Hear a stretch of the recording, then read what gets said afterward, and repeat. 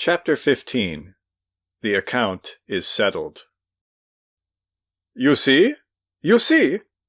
Pavel Pavlovitch skipped up to Velchaninov as soon as the youth had departed. Yes, you've no luck, said Velchaninov carelessly. He would not have said those words had he not been tortured and exasperated by the pain in his chest, which was growing more and more acute. It was because you felt for me you didn't give me back the bracelet, wasn't it? I hadn't time. You felt for me from your heart, like a true friend. Oh, yes, I felt for you, said Velchaninov in exasperation. He told him briefly, however, how the bracelet had been returned to him, and how Nadyezhda Fedosyevna had almost forced him to assist in returning it. You understand that nothing else would have induced me to take it. I've had unpleasantness enough apart from that. You were fascinated and took it, sniggered Pavel Pavlovitch. That's stupid on your part. However, I must excuse you. You saw for yourself just now that I'm not the leading person, that there are others in this affair. At the same time, you were fascinated. Pavel Pavlovitch sat down and filled up his glass. Do you imagine I'd give way to that wretched boy? I'll make mincemeat of him, so there. I'll go over tomorrow and polish him off. We'll smoke out that spirit from the nursery. He emptied his glass almost at a gulp and filled it again. He began, in fact, to behave in an unusually free and easy way. Ah, Nadenka and Sashenka, the sweet little darlings. He was beside himself with anger. There came another, louder clap of thunder, followed by a blinding flash of lightning, and the rain began streaming in bucketfuls. Pavel Pavlovitch got up and closed the open window. He asked you whether you were afraid of the thunder. Velchaninov afraid of thunder. Kobilnikov. What was it? Kobilnikov. And what about being 50, too, eh? Do you remember? Pavel Pavlovitch sneered diabolically. You've established yourself here, it seems, observed Velchaninov, hardly able to articulate the words for the pain in his chest. I'll lie down. You can do what you like. Why, you couldn't turn a dog out in weather like this, Pavel Pavlovitch retorted in an aggrieved tone, seeming almost pleased, however, at having an excuse for feeling aggrieved. All right, sit down. Drink. Stay the night if you like, muttered Velchaninov. He stretched himself on the sofa and uttered a faint groan. Stay the night? And you won't be afraid? What of? Said Velchaninov, suddenly raising his head. Oh, nothing. Last time you were so frightened. Or was it my fancy? You're stupid, Velchaninov could not help saying. He turned his head to the wall angrily. All right, responded Pavel Pavlovitch. The sick man fell asleep suddenly, a minute after lying down. The unnatural strain upon him that day in the shattered state of his health had brought on a sudden crisis, and he was as weak as a child. But the pain asserted itself again, and got the upper hand of sleep and weariness. An hour later, he woke up and painfully got up from the sofa. The storm had subsided. The room was full of tobacco smoke. On the table stood an empty bottle, and Pavel Pavlovitch was asleep on another sofa. He was lying on his back, with his head on the sofa cushion, fully dressed and with his boots on. His lorgnette had slipped out of his pocket and was hanging down almost to the floor. His hat was lying on the ground beside it. Velchaninov looked at him morosely and did not attempt to wake him. Writhing with pain and pacing about the room, for he could no longer bear to lie down, he moaned and brooded over his agonies. He was afraid of that pain in his chest, and not without reason. He had been liable to these attacks for a very long time, but they had only occurred at intervals of a year or two. He knew that they came from the liver. At first a dull, not acute, but irritating feeling of oppression was, as it were, concentrated at some point in the chest, under the shoulder blade, or higher up. Continually increasing, sometimes for 10 hours at a stretch, the pain at last would reach such a pitch, the oppression would become so insupportable that the sufferer began to have visions of dying. On his last attack, a year before, he was, when the pain ceased after 10 hours of suffering, so weak that he could scarcely move his hands as he lay in bed, and the doctor had allowed him to take nothing for the whole day but a few teaspoonfuls of weak tea and of bread soaked in broth, like a tiny baby. The attacks were brought on by different things, but never occurred except when his nerves were out of order. It was strange, too, how the attack passed off. Sometimes it was possible to arrest it at the very beginning, during the first half-hour, by simple compresses, and it would pass away completely at once. Sometimes, as on his last attack, nothing was of any use, and the pain only subsided after numerous and continually recurring paroxysms of vomiting. The doctor confessed afterwards that he believed it to be a case of poisoning. It was a long time to wait till morning, and he didn't want to send for the doctor at night. Besides, he didn't like doctors. At last he could not control himself, and began moaning aloud. His groans waked Pavel Pavlovitch. He sat up on the sofa, and for some time listened with alarm and bewilderment, watching Velchaninov, who was almost running backwards and forwards through the 2 rooms. The bottle of champagne had had a great effect upon him, evidently more than usual, and it was some time before he could collect himself. At last he grasped the position and rushed to Velchaninov, who mumbled something in reply to him. "It's the liver! I know it!" cried Pavel Pavlovitch, becoming extremely animated all at once. "Pyotr Kuzmich Polosuhin used to suffer just the same from liver. You ought to have compresses. Pyotr Kuzmich always had compresses. One may die of it. Shall I run for Mavra?" "No need, no need." Velchaninov waved him off irritably. "I want nothing." But Pavel Pavlovitch, goodness knows why, seemed beside himself, as though it were a question of saving his own son. Without heeding Velchaninov's protests, he insisted on the necessity of compresses and, also, of 2 or 3 cups of weak tea to be drunk on the spot. "And not simply hot, but boiling!"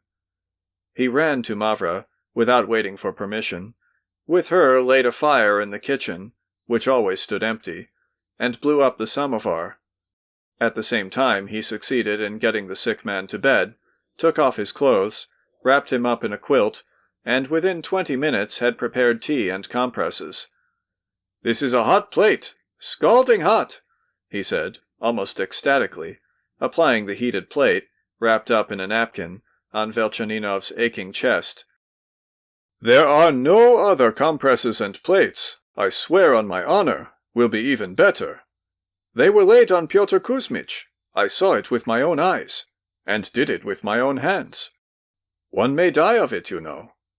Drink your tea. Swallow it. Never mind about scalding yourself. Life is too precious for one to be squeamish."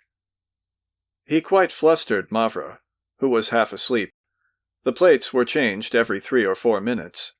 After the 3rd plate and the 2nd cup of tea, swallowed at a gulp, Velchaninov felt a sudden relief.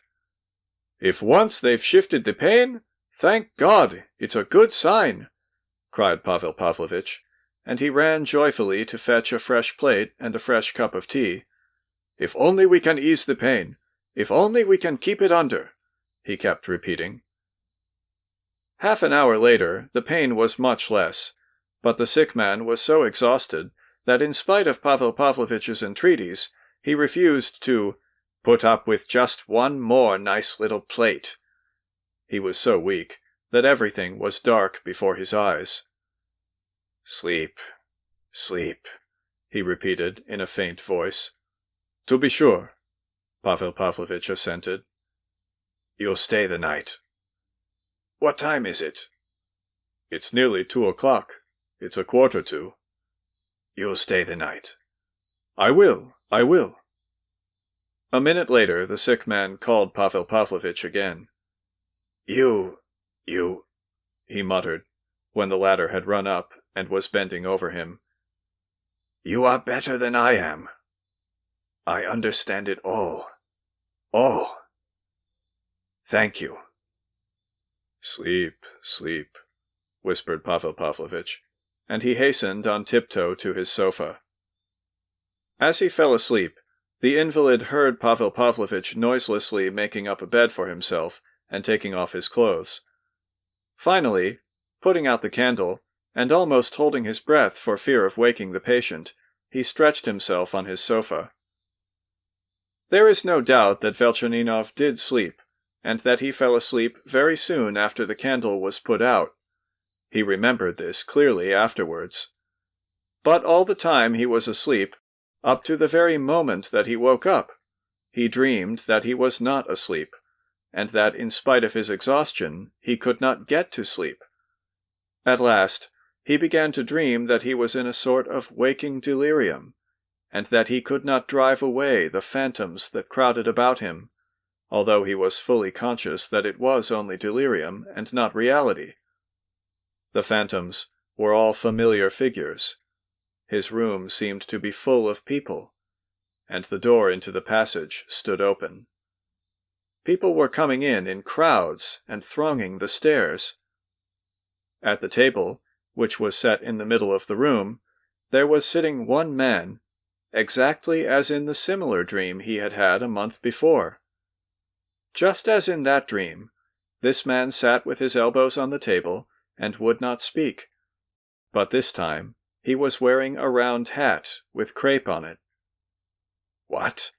Could it have been Pavel Pavlovitch that time too? Velchaninov thought. But, glancing at the face of the silent man, he convinced himself that it was someone quite different. Why has he got crape on? Velchaninov wondered. The noise, the talking, and the shouting of the people crowding round the table was awful. These people seemed to be even more intensely exasperated against Velchaninov than in the previous dream. They shook their fists at him, and shouted something to him with all their might, but what it was exactly he could not make out. But it's delirium, of course. I know it's delirium, he thought. I know I couldn't get to sleep, and that I've got up now, because it made me too wretched to go on lying down. But the shouts, the people, their gestures were so lifelike, so real, that sometimes he was seized by doubt. Can this be really delirium? Good heavens! What do these people want of me? But if it were not an hallucination, would it be possible that such a clamor should not have waked Pavel Pavlovitch all this time? There he is, asleep on the sofa! At last, something suddenly happened again, just as in that other dream. All of them made a rush for the stairs, and they were closely packed in the doorway, for there was another crowd forcing its way into the room. These people were bringing something in with them, something big and heavy. He could hear how heavily the steps of those carrying it sounded on the stairs, and how hurriedly their panting voices called to one another. All the people in the room shouted, "They're bringing it! They're bringing it!" All eyes were flashing and fixed on Velchaninov. All of them pointed towards the stairs, menacing and triumphant.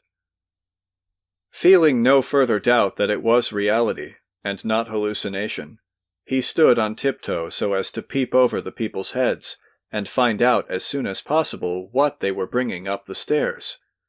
His heart was beating, beating, beating, and suddenly, exactly as in that first dream, he heard 3 violent rings at the bell.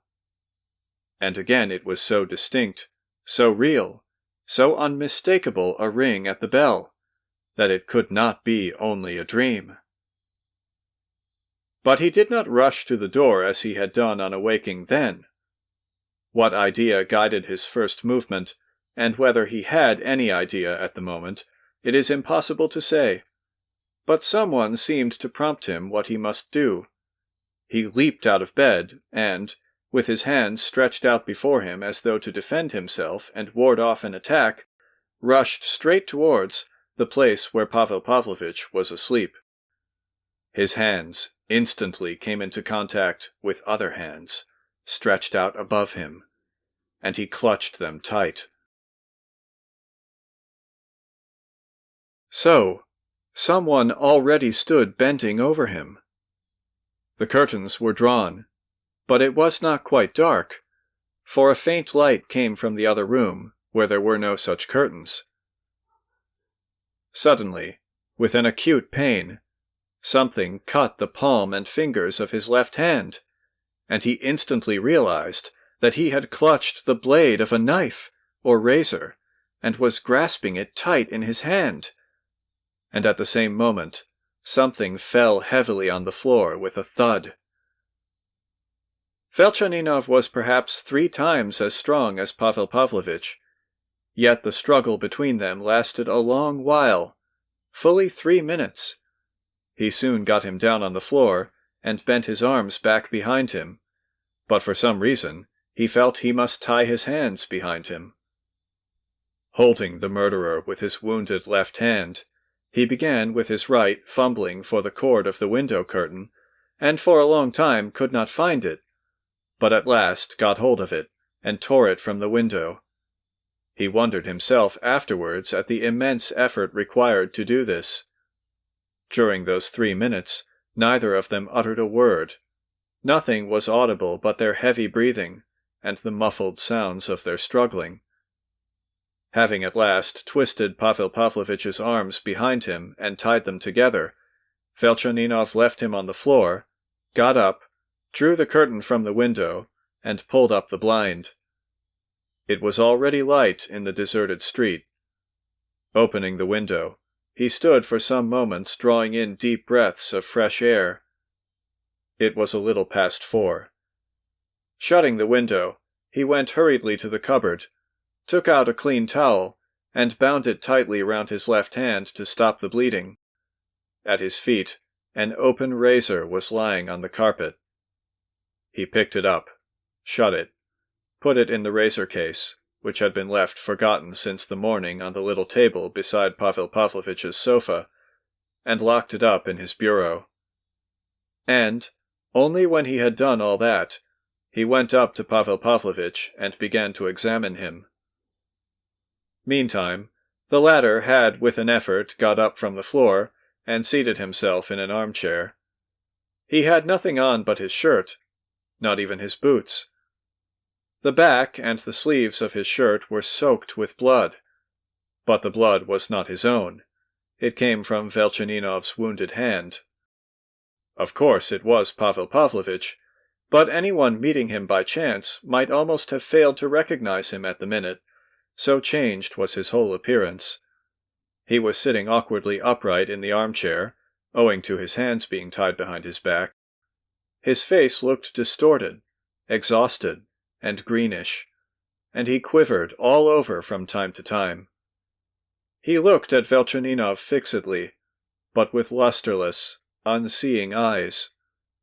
All at once he smiled vacantly, and, nodding towards a bottle of water that stood on the table, he said in a meek half-whisper, "Water. I should like some water." Velchaninov filled a glass and began holding it for him to drink. Pavel Pavlovitch bent down greedily to the water. After 3 gulps, he raised his head and looked intently into the face of Velchaninov, who was standing beside him with the glass in his hand. But without uttering a word, he fell to drinking again. When he had finished, he sighed deeply. Velchaninov took his pillow, seized his outer garments, and went into the other room, locking Pavel Pavlovich into the first room. The pain had passed off completely, but he was conscious of extreme weakness again after the momentary effort in which he had displayed an unaccountable strength. He tried to reflect upon what had happened, but his thoughts were hardly coherent. The shock had been too great. Sometimes there was a dimness before his eyes, lasting for 10 minutes or so. Then he would start, wake up, recollect everything, remember his smarting hand bound up in a blood-stained towel, and would fall to thinking greedily, feverishly. He came to one distinct conclusion, that is, that Pavel Pavlovich certainly had meant to cut his throat, but that perhaps only a quarter of an hour before had not known that he would do it. The razor case had perhaps merely caught his eye the evening before, and, without arousing any thought of it at the time, had remained in his memory. The razors were always locked up in the bureau, and only the morning before Velchaninov had taken them out to shave round his mustache and whiskers, as he sometimes did. If he had long been intending to murder me, he would have got a knife or pistol ready. He would not have reckoned on my razor, which he had never seen till yesterday evening, was one reflection he made among others. It struck 6 o'clock at last. Velchaninov roused himself, dressed, and went in to Pavel Pavlovich. Opening the door, he could not understand why he had locked Pavel Pavlovich in, instead of turning him out of the house. To his surprise, the criminal was fully dressed. Most likely he had found some way of untying his hands.